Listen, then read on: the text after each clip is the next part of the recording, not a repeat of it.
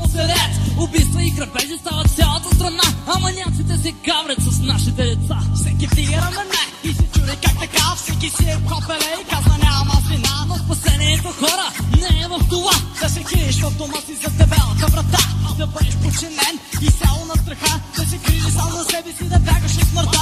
Да гледаш през прозореца, че хората умират, не без причината взаимно се избиват. За това послушай мен, не бъди стъклевисти, има изго от това, хей, разбери. Силата е в теб, револвера си вземи. И ако някой те притисне в главата му гръмни, Силата е в теб, револвера си вземи. и ако някой те притисне в главата му гръмни, Силата е в теб, револвера си вземи. И ако някой те притисне в главата му гръмни. вчера вечерта няколко смъркачи надрусали си здраво и си правят набиячи с пистолети в ръка и усмивка на уста.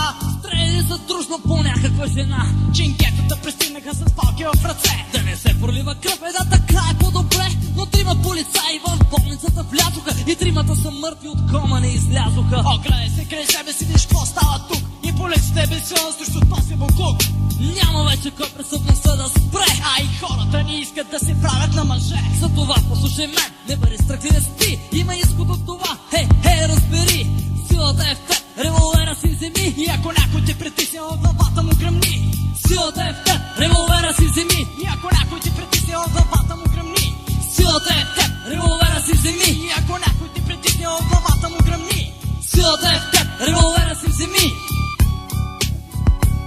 И ако някой те притисне в главата му гръмни.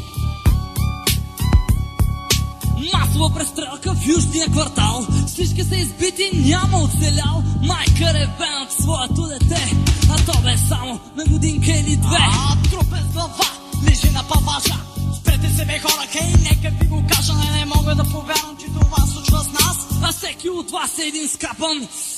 Кано е да се живее в този шибан свят, в който всеки иска да ти го отзад. Глупави са знам и твоите мечти, Господ Бог да закриля нашите души. нека ти го кажа, бе, нека е така. Ако искаш да спасиш своята глава, послушай ме, по дяволите не бъде стъклевисти. Има изход от това, хей, разбери. Силата е в теб, револвера си вземи. Ако някой те притисне в главата му, ха-ха, yeah.